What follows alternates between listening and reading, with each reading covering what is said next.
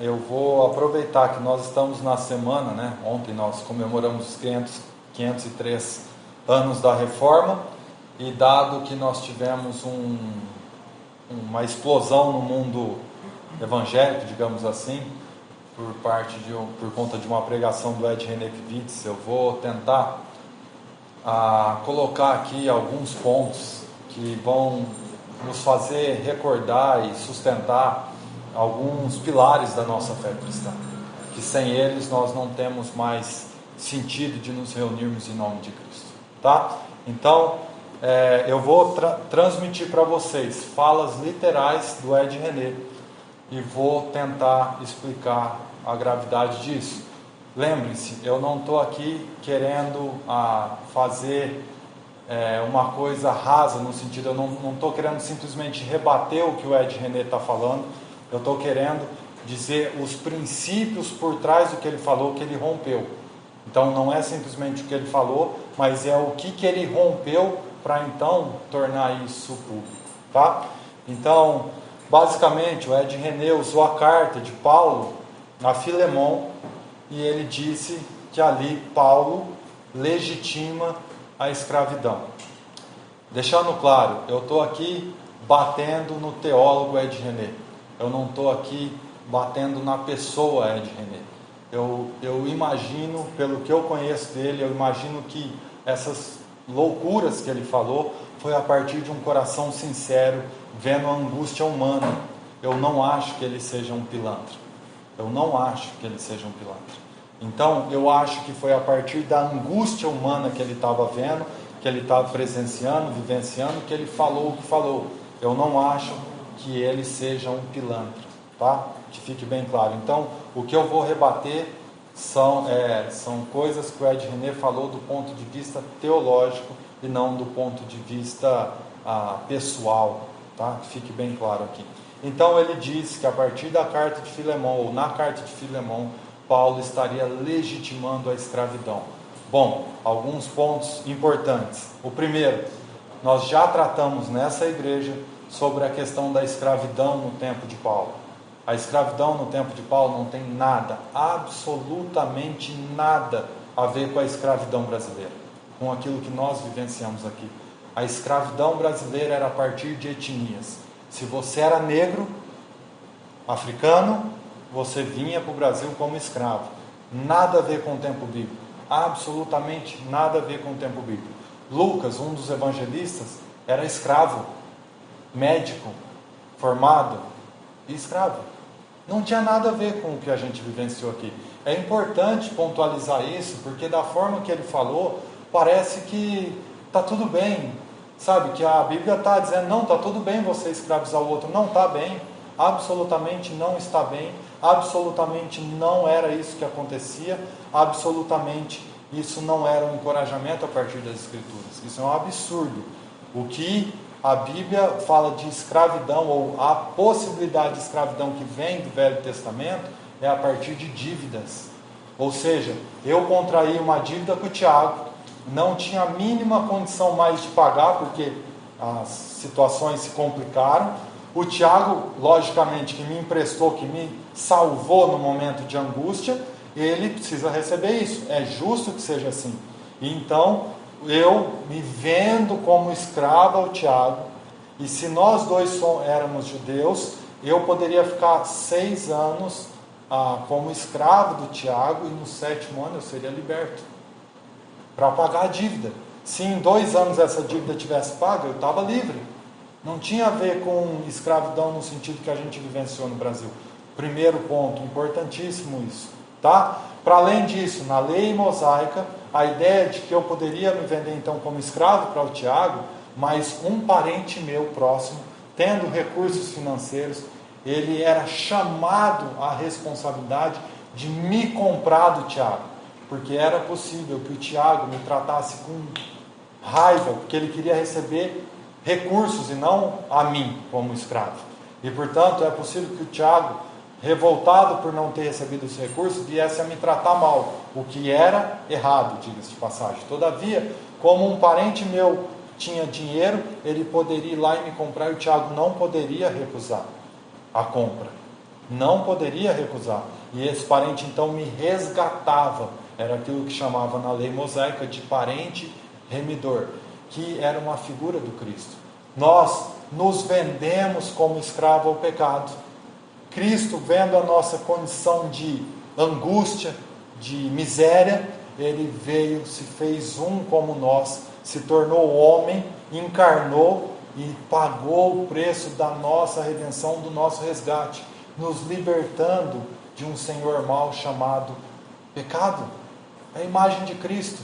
E, portanto, não tem nada a ver o que ele falou nesse sentido. Segundo ponto, abro aspas, que ele falou literalmente: em Cristo não há mais hierarquia, não há mais homem ou mulher, escravo ou livre. O detalhe é que na própria carta, todos conhecem a carta de Paulo a Filemão? Tiago, Andressa, não? Tá. A carta de Paulo a Filemão é o seguinte: o Paulo estava preso em Roma, um escravo fujão foi preso também em Roma, chamado Onésimo. Paulo leva esse escravo a Cristo. Esse Onésimo tinha um senhor, um dono, chamado Filemão, o qual Paulo tinha levado a Cristo também, o qual tinha uma igreja em sua casa.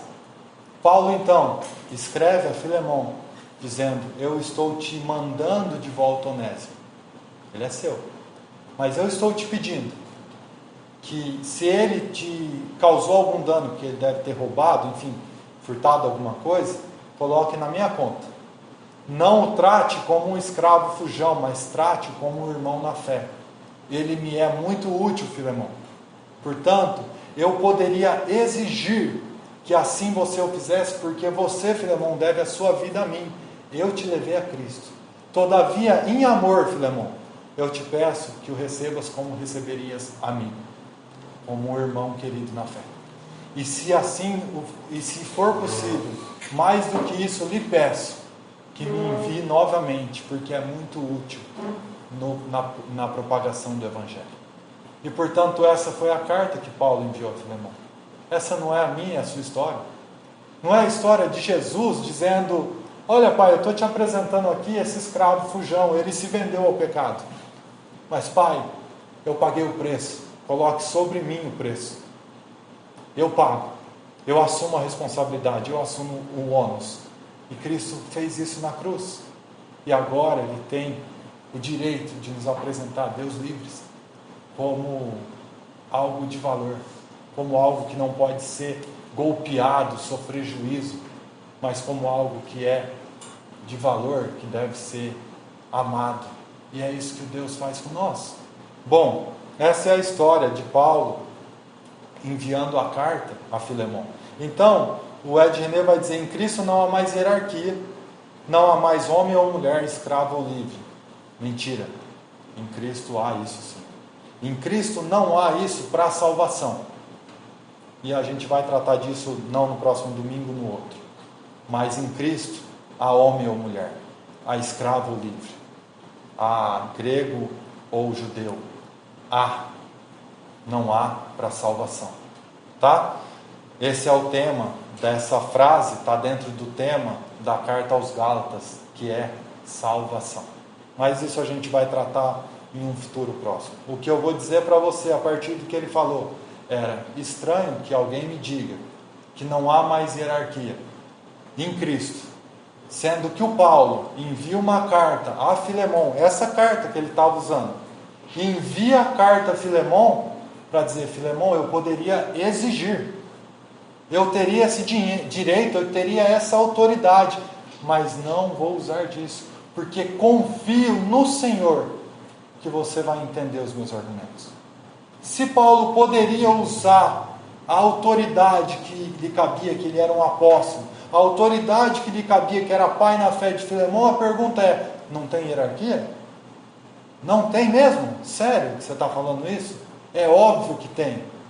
Porque de outra maneira, o que o Paulo estaria fazendo é usurpando uma autoridade que a ele não é conferida. É absurdo essa ideia.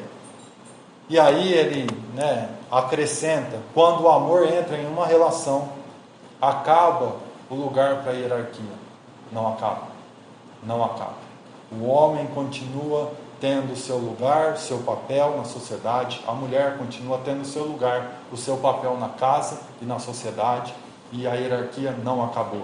Não acabou nas relações de trabalho, não acabou nas relações familiares, não acabou em lugar nenhum, só na cabeça dele. Está na relação de governo, está em tudo. Autoridade e hierarquias estão aí.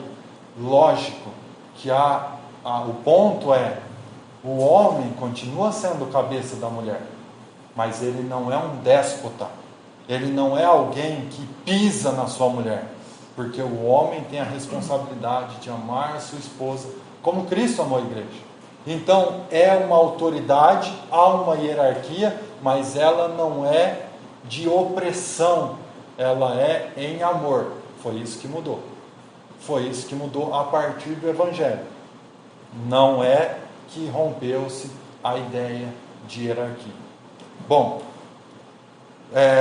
quarta frase: o Evangelho é uma profecia contra todas as relações hierarquizadas,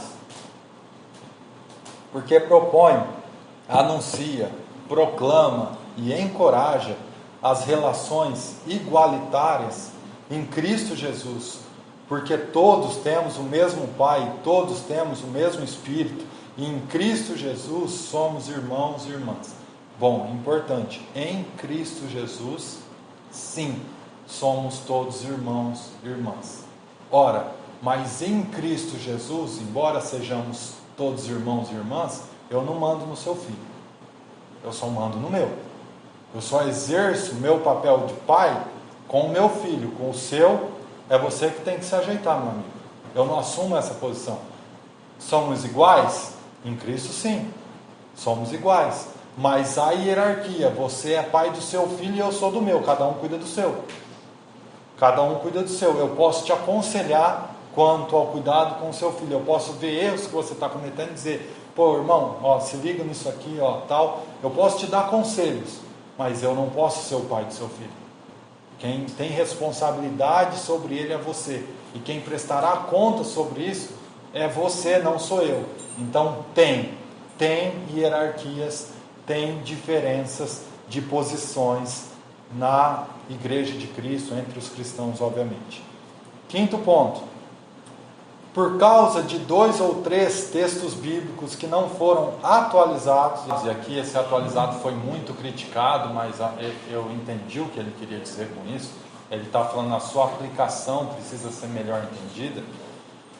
Por causa de 2 ou 3 textos que não foram atualizados, os gays, os homossexuais que frequentam nossas comunidades, continuam sendo enviados para o inferno, ele está dizendo. De fato, nós precisamos reconhecer que os homossexuais que entram nas nossas comunidades muitas vezes são olhados de maneira pejorativa, e isso é muito ruim. De fato, nós precisamos reconhecer que a igreja evangélica brasileira cometeu erros e erros graves, absurdos, contra os homossexuais na década de 90 e no começo dos anos 2000. Qualquer homossexual que entrava lá era endemoniado, era filho do capeta. Cara, o que nós estamos falando? Espera aí, isso está errado, isso é absurdo. Mas cá entre nós, meus irmãos, cá entre nós, essa acusação é para a igreja que nunca foi igreja. Eu já falei sobre isso. Isso é com a igreja que não sabe o que fala, o que pensa, e o que não sabe nem o que foi reforma protestante. Essas igrejas não são igrejas, elas só têm a placa e angaria fundos para eles mesmos. Isso aí não é igreja. Agora, essa relação perniciosa, essa forma de tratar os gays dessa maneira absurda, não acontece, via de regra, há casos, mas via de regra não acontece em igrejas de teologia saudável, de teologia reformada, de teologia sustentável. Isso acontece em bandos que se reúnem, que se chamam igrejas, mas que não conhecem nada da Bíblia. E a esses, eu não conheço, eu não reconheço como irmãos, eu nem sei quem são, não quero nem saber os problemas que passam lá. Eu não reconheço o Evangelho lá, eu não conheço aquela Bíblia que eles seguem, eu não conheço os padrões que eles conhecem. Aquilo lá é uma outra coisa que não tem a ver com fé cristã. E eu sempre deixei muito claro isso. Eu não sou daqueles que acham que igreja é o lugar onde um monte de gente se reúne e tem uma placa. Isso não é igreja. Isso não é igreja. Igreja é um local onde pessoas se encontram em nome de Jesus Cristo. E Jesus Cristo foi revelado nas Escrituras. Se você se reúne supostamente em nome de Jesus Cristo e rompe com as Escrituras, você não faz parte da igreja. Desculpa, você está fora. É ponto. Não me importa se eles chamam-se de igreja. Mas é grave. É muito grave quando um pastor diz, por causa de 2, 3 textos. Ele está se referindo primeiro ao Novo Testamento, só, simplesmente. Mas há o princípio criacional, que ali é o que ele rompeu de fato. A ideia que ele rompeu foi o princípio criacional. Deus criou macho e fêmea, homem e mulher. Ponto. Princípio criacional de Deus. Depois, quando você fala por causa de 2 ou 3 textos, então espera. Se na Bíblia, no Novo Testamento, fala 2 ou 3 textos sobre não roubar, você pode roubar? Pode? Fica à vontade? Se no Novo Testamento não fala sobre pedofilia, você pode ter relação sexual com criancinhas? É isso que você está me dizendo? 2 ou 3 textos, não tem nenhum, então estou livre. É isso que você está me falando? É isso? Não, se então não fala sobre estupro no Novo Testamento, pode estuprar. É isso que nós estamos falando então? Cara, é absurdo, absurdo o que esse camarada falou. E de novo, eu acho que é a partir de um coração angustiado com a situação dos homossexuais nas nossas igrejas. E isso nós precisamos de fato avaliar, nós precisamos estar prontos para receber essas pessoas em amor, para não lançá-las de fato ao inferno, de não excluí-las. Elas precisam ser acolhidas, elas precisam ser ouvidas. Nós precisamos entender o que elas vivenciaram até hoje, como está a vida delas e levá-las, conduzi-las a uma vida segundo o Evangelho. Ponto.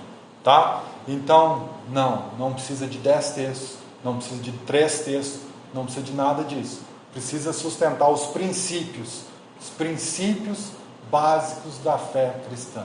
Deus criou homem e mulher, mas mais tarde a gente vai falar sobre isso. Outra frase dele, abro aspas, se não atualizarmos esta ideia sobre gênero, não seremos cartas para um novo mundo, seremos texto morto que descreve um velho mundo. Bom, aqui rompe-se um princípio criacional e um princípio interpretativo. Qual o princípio interpretativo? O que foi escrito, o que está escrito nas Escrituras, não foi escrita para mim e para você no século 21. Foi escrito para os ouvintes primitivos. No caso de Paulo, Romanos, tal, que ele escreveu, outras porções, ele escreveu para a igreja do primeiro século. Ele não escreveu sobre um assunto que ia nascer no século 21, século 20. Ele escreveu sobre algo que era corriqueiro na cultura onde ele estava inserido. Na cultura romana, que ele era um romano, e na cultura grega. O Império Grego era o maior do mundo, cai, vem o Império Romano. Nesses dois impérios, normal essa ideia de relações homoafetivas. Ele não escreveu para mim e para você se posicionar no século 21. Ele escreveu para a igreja do século I. Havia lá. Bom, não preciso te dizer que na cultura de então, principalmente na cultura romana, a mulher não tinha valor. Estou certo ou estou errado? Vocês já ouviram falar isso? Se a mulher não tinha valor, o que era mais excelente para um jovem iniciar a sua vida sexual? Com uma mulher ou com um homem? Com uma mulher ou com um homem, meus irmãos? É o óbvio. Se a mulher não tem valor, vale igual um cachorro, na cultura romana, era melhor você iniciar com um homem. Era comum. Também era comum no Império Grego. Portanto, não venha com essa, que o mundo, nesse sentido, mudou. Estava lá, abarrotado de gente, fazendo isso, praticando isso. Quando Paulo escreve a carta aos Romanos, ele está dando uma flechada direta numa prática do imperador, de orgias sexuais e que estavam tendo relações homoafetivas. Por favor, é isso que mais me irritou nessa fala dele, porque ele não é como um pastor dessas igrejas que não são igrejas que eu falei para vocês, pentecostais perdidas aí, que não sabem do contexto histórico. Ele sabe, ele foi, no mínimo, mal intencionado nessa questão. Ele sabe. A carta foi escrita para um mundo que tinha esse tipo de relação, que era comum esse tipo de prática. Ponto. Ele rompeu com o criacional, com o princípio criacional, e ele rompeu com o princípio hermenêutico básico. O texto que foi escrito para os leitores primitivos, não foi para nós. E, portanto, sim, havia no Império Grego, sim, havia no Império Romano, cultura grega, cultura romana, que dominava todo mundo, essa ideia de homossexualismo. E ele foi enfático na posição dele sobre essas coisas. E, portanto, o Paulo sustenta o princípio e dá a aplicação de como a igreja deveria pensar, se comportar sobre isso. Hoje, o que eu tenho que fazer? Sustentar o princípio. E se o problema era o mesmo, ora, tem que sustentar a aplicação também. Eu poderia atualizar a aplicação se o tema, se a questão fosse diferente. Então, eu sustentaria o princípio e aplicaria dentro da nossa realidade. Vou te dar um exemplo.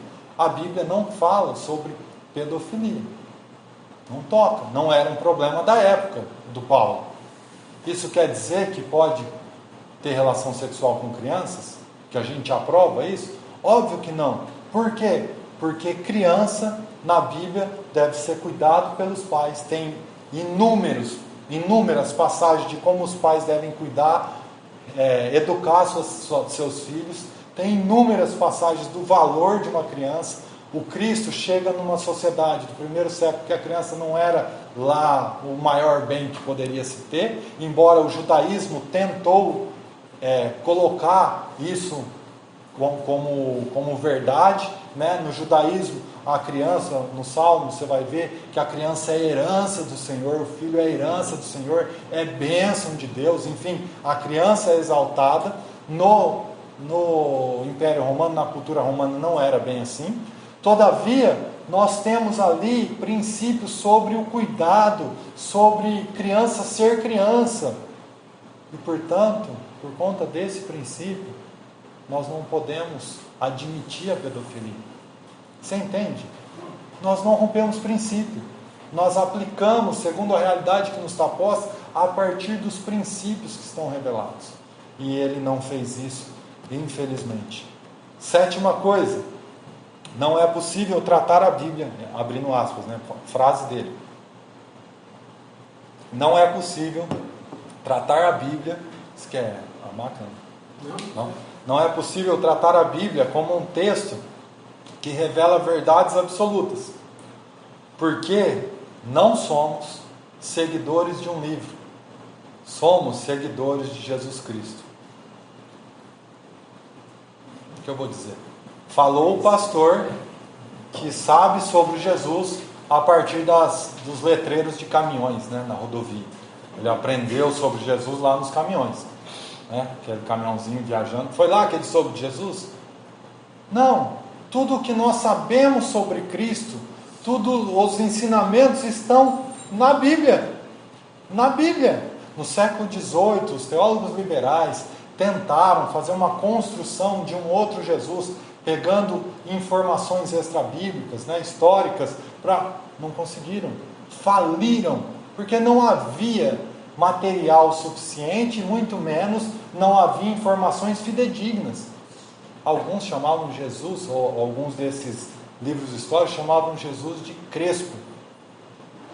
Crespo, meu amigo, o cara não acerta nem o nome do cara, né? Nem o jeito que os outros chamam, quer falar o que para nós? Então, assim, nós somos seguidores de um livro, nós somos seguidores de Jesus, mas nós só sabemos quem é Jesus pelo livro, e portanto, não se dissocia Jesus do livro. É uma mesma coisa, não é à toa que João disse que Jesus é o quê? Palavra. o Logos de Deus, a palavra encarnada. Nós só sabemos quem é Jesus pelo livro. O livro revela quem é Jesus. Logo, se eu não sigo o livro, eu não sigo Jesus. Não tem outro Jesus para eu seguir, só o do livro. Então, eles não podem ser dissociados, separados. Ele é a palavra de Deus revelada. E, portanto, Jesus sendo a palavra de Deus, eu não dissocio a palavra, os ensinos, de quem é Jesus. Eles estão abraçados até o fim. Portanto, sim, nós somos seguidores de um livro. Não, nós não seguimos simplesmente frases soltas de Jesus e seguimos a partir delas a interpretação que nós queremos. Nós não somos esse povo. Nós não somos esse povo. A reforma nos trouxe de volta ao livro, porque ao longo dos anos, isso foi em 1517, né? Então, ao longo dos anos, desde Cristo para cá, até 1517, a igreja começou a se afastar do livro, iniciando a ideia de que a tradição valia tanto quanto o livro, é autoritária, autoritativa, tanto quanto a Bíblia. Depois que o Papa tinha a mesma autoridade do que a Bíblia. Ora, chegou um ponto que o Papa falava um absurdo, fora do que a Bíblia estava falando e tinha que apoiar. Chegou um ponto que a igreja começou a cometer erros e esses erros iam se perpetuando. Por quê? Porque se afastaram do livro. Mas como o livro não é a autoridade máxima, então agora a autoridade é a tradição, agora a autoridade é o Papa.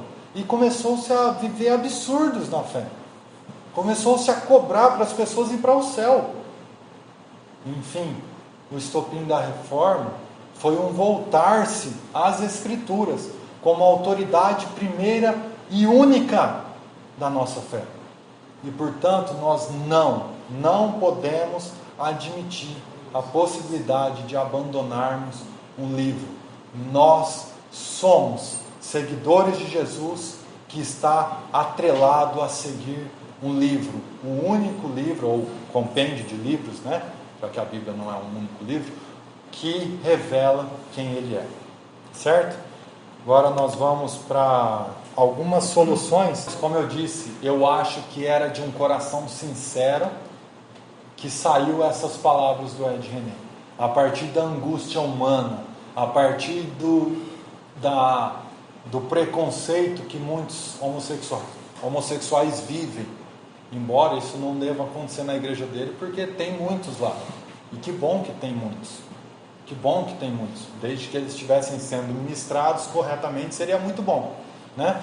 Mas enfim, a igreja dele aparentemente não os trata com desprezo.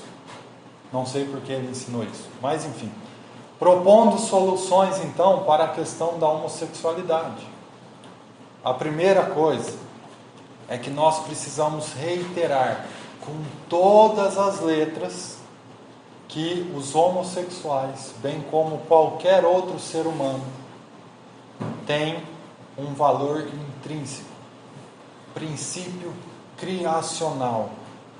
Deus fez a humanidade à sua imagem e à sua semelhança. Isso se desconfigurou na queda, nós entendemos isso, mas há um valor intrínseco a cada ser humano.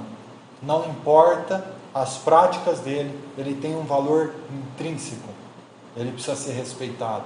Ele precisa ser visto como alguém que o Pai criou. Como alguém que o Pai desejou que estivesse aqui.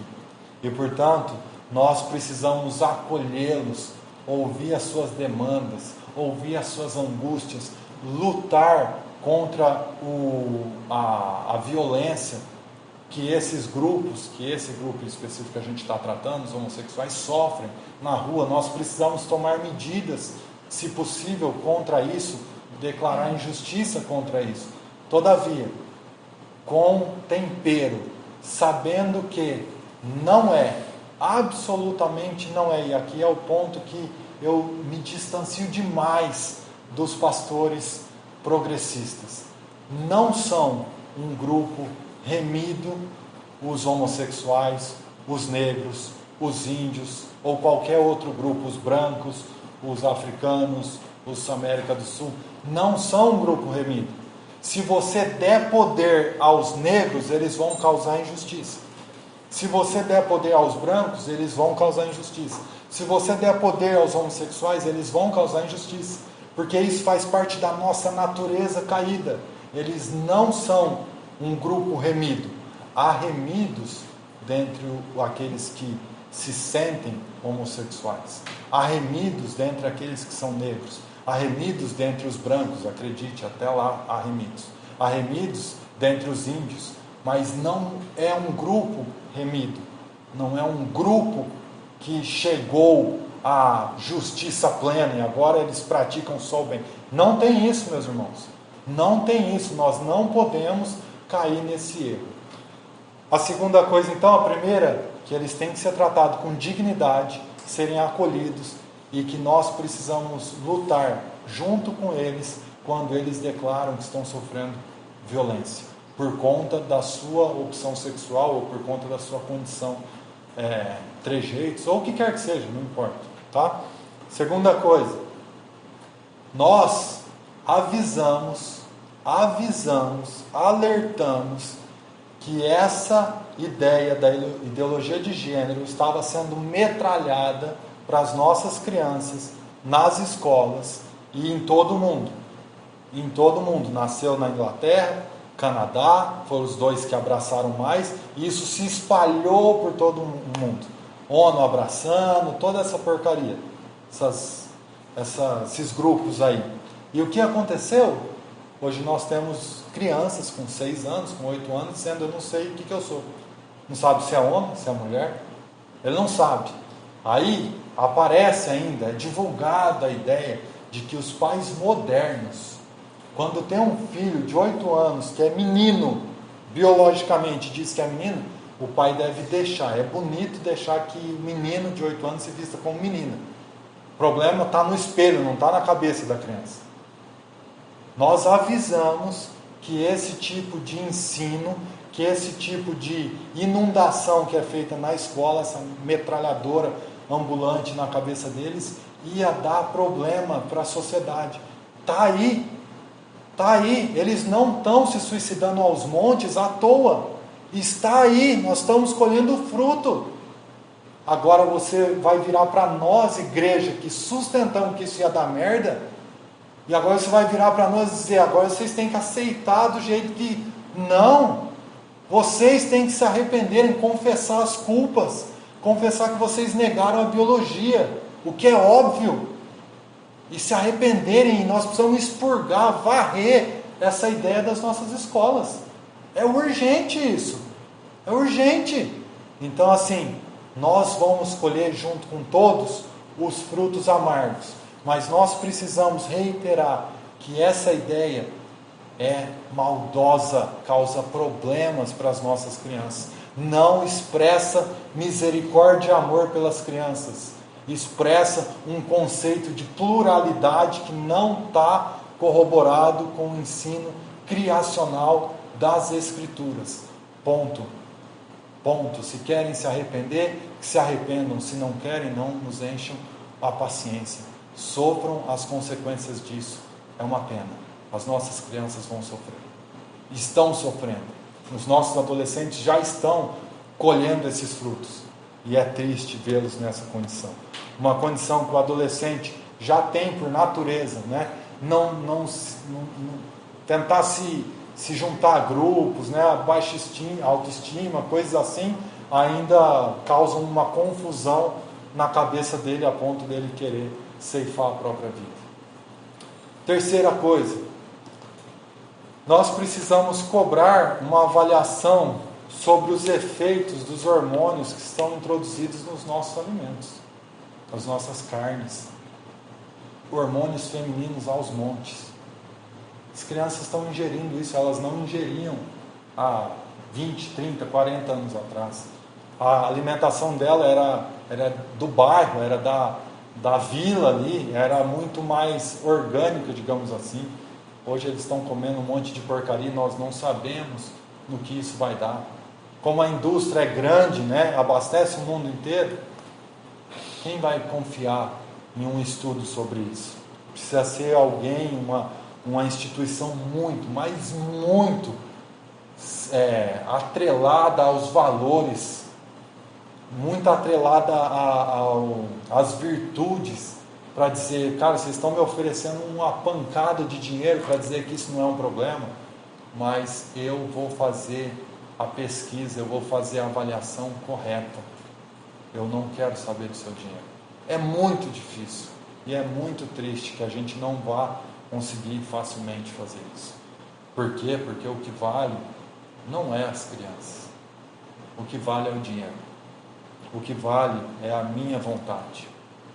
Quarta coisa, nós precisamos de um estudo criterioso sobre o impacto das mães que têm gravidez de risco, e talvez a Cris, possa falar um pouco mais sobre isso depois, e elas precisam, para não abortarem, para não sofrerem o aborto, não expelirem a criança e tal, tomarem certos tipos de hormônios femininos que são injetados na mãe, mas que tem uma criança lá dentro. Quais os impactos disso para a criança? Eu não sei, mas pode ser que sejam sérios, porque veja, no mundo antigo a mãe ia abortar, não tinha o que fazer. No nosso mundo não é assim, graças a Deus não é assim, né? A mãe não precisa passar por essa dor, por essa perda, mas quais os efeitos disso? Eu não sei. Talvez esteja na hora da gente fazer a força para que um estudo sobre isso seja feito e a gente saiba. Quinto ponto, e com esse eu encerro. Nós precisamos, nas nossas igrejas, ao invés de ficar falando que os gays vão para o inferno, ao invés de ficar falando que eles são deploráveis, ao invés de sei lá o quê, ao invés de tratá-los com desprezo, nós precisamos, mais do que nunca, reafirmar o papel do homem, do pai, dentro da família. Porque há crianças que têm pai e mãe, mas ela nem sabe qual é o papel do pai dentro da casa. Não conhece. Não conseguiu pegar exemplo do que é ser pai. Porque o pai é um cachaceiro, vive no bar. Porque o pai é um irresponsável, vive só cantarolando e não cuida, não se responsabiliza pela educação do seu filho. O seu filho precisa da figura paterna. Você precisa assumir a sua responsabilidade. Isso é cristianismo. É parte da responsabilidade daquele que foi chamado por Cristo. Não abandonem isso. Vocês devem ter vivido essa experiência no mundo evangélico de pastores que, em prol da obra de Deus, abandonavam suas casas, deixavam seus filhos a Deus dará com a sua mãe, ou com quem quer que seja, que perdeu a figura paterna. É errado, é pecado, é problema, na certa, é plantação que vai colher tempestade, certamente. Então nós precisamos reafirmar o papel do pai na família e na sociedade, do homem, para que as crianças tenham uma referência, para que elas cresçam em um ambiente onde ele saiba distinguir o que é um pai e uma mãe. Nesse sentido, um ponto muito, muito importante: mulher, você não deve assumir o papel do seu marido na sua casa. Você está usurpando um lugar que não lhe pertence. Isso é terrível, absurdo, e vai ter problemas para as suas crianças e para a sociedade. Nossas crianças precisam que os pais sejam, que a mãe seja a verdadeira mãe, que o pai seja o verdadeiro pai, para que elas tenham referência. Mais do que isso, para que outras pessoas dentro da igreja, que não estejam vivendo essa verdade, olhem para você, um casal jovem, vivendo isso, e digam: eu preciso me arrepender, eu preciso viver isso, eu estou vivendo errado. Conversem então com a sua esposa, chorem juntos, se arrependam juntos e mudem a conduta. Nós somos igreja, nós somos corrigidos uns pelos outros. O movimento do Espírito Santo está em nós, e eu vou tratar disso também daqui 2 semanas. E portanto, nós precisamos tomar muito cuidado com essas coisas. Última coisa que eu gostaria de, ou melhor, as 2 últimas coisas que eu gostaria de pontuar. Uma delas é: nós precisamos entender, ou o que me deu extremo nojo do que eu ouvi do Ed René, tanto da pregação que eu ouvi integral, quanto da explicação dele, que eu também ouvi integral, obviamente, eu não estaria aqui falando de trecho, porque não é legal, foi que os argumentos que ele usou, para alguém que não conhece mais profundamente a fé cristã, para alguém que não conhece a questão de interpretação bíblica, de hermenêutica, que a gente chama assim a matéria de interpretação bíblica, para quem não conhece isso, os argumentos parecem extremamente corretos, mas ele sabe, porque ele tem conhecimento de que são ridículos. Ele rompeu com princípios básicos, e faz tempo que ele está fazendo isso, muito tempo, e agora ele enfiou o pé na jaca.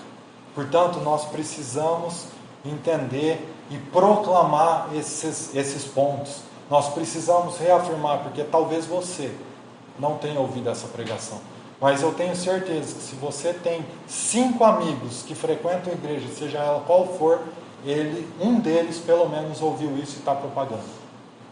Especialmente se essas igrejas não são teologicamente adequadas, eles estão propagando como verdade. Porque os argumentos para alguém que é indouto, para alguém que não conhece com mais profundidade, parecem verdadeiros, parecem um fato, mas não são. E foi isso que me enojou mais nessa mensagem do Ed René. Por fim, eu quero crer que o Ed René cometeu um erro que é muito comum nós cometermos. Talvez o Ed René seja aquele cristão que acreditou na sua capacidade de discernimento, que acreditou na sua capacidade de filtrar mensagens, de filtrar ensinos.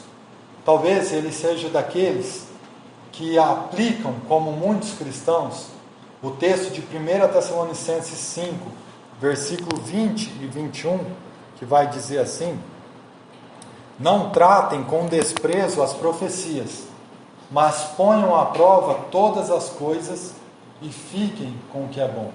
Muitos cristãos olham para esse texto e dizem: está vendo, Léo? Eu escuto todo tipo de ensino. Eu descarto o que não é verdadeiro e retenho o que é bom e verdadeiro. Errado. Segue o texto, não para no versículo 21, leia o 22. Afastem-se de toda forma de mal. Afastem-se de toda forma de mal. Paulo não está te encorajando a ouvir besteira. Paulo sempre combateu os falsos mestres. Paulo sempre disse: se afastem deles, não os recebam, não os saúdem. Muitas vezes nós temos ataques diretos a falsos mestres, feitos pelo apóstolo Paulo, pelo apóstolo João, chamado apóstolo do amor.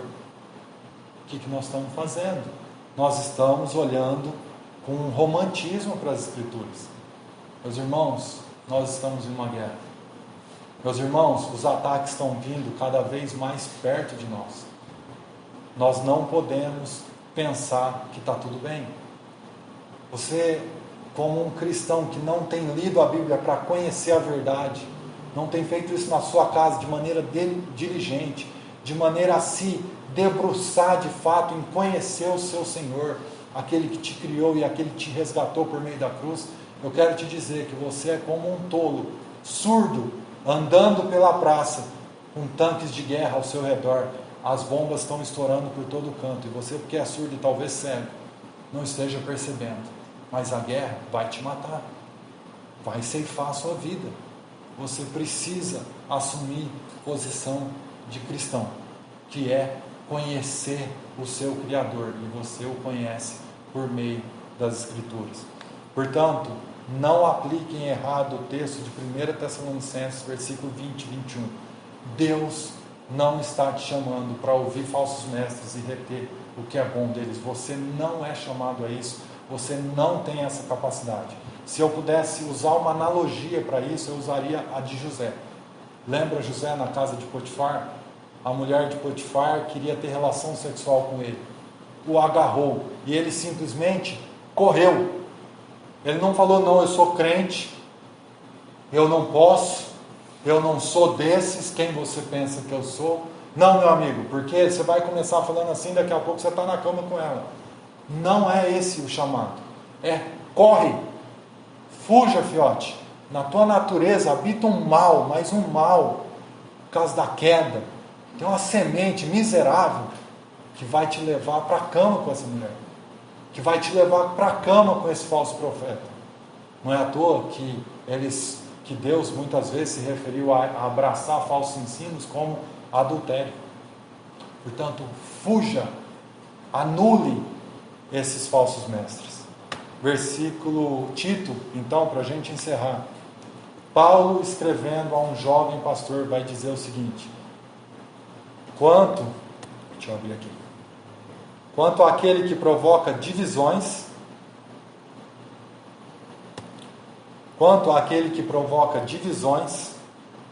advirta uma ou duas vezes. Depois disso, rejeite-o. Talvez você vai falar: nossa, Léo, mas isso não tem nada a ver com o que nós estamos falando. Tem tudo a ver. O texto diz: quanto àquele que provoca divisões, no grego a palavra divisões que foi usada ali é airéticos, de onde vem a nossa palavra hereges, que compartilham, que distribuem, que comunicam heresias. Identifique ele, esses que causam divisões por conta das suas heresias, dos falsos ensinos. Identifique ele, advirta-o uma ou duas vezes. Depois disso, rejeite-o, não o escute mais, não dê ouvidos a ele. É um falso mestre. Não devo acreditar na minha capacidade de leitura das coisas, não devo acreditar no meu discernimento. A queda nos leva a acreditar no que é falso. Essa semente ainda está aí, e portanto não ouça-o, assim como tantos outros. Não os ouça, você vai para o buraco. Não é à toa que o Ed René, 3, 4 anos atrás, como eu disse, eu comecei a identificar rupturas com as estacas da fé cristã. Mas aí eu comecei a me atentar um pouco mais com quem ele andava. E ele andava com Caio Fábio, e ele andava com outros da teologia liberal. Ele lê absurdamente livros de Boff e tantos outros. Bom, meu amigo, talvez o Ed René seja vítima dele mesmo. Ele acreditou, por ser um cara inteligente, um cara visionário, talvez ele tenha acreditado na própria capacidade dele.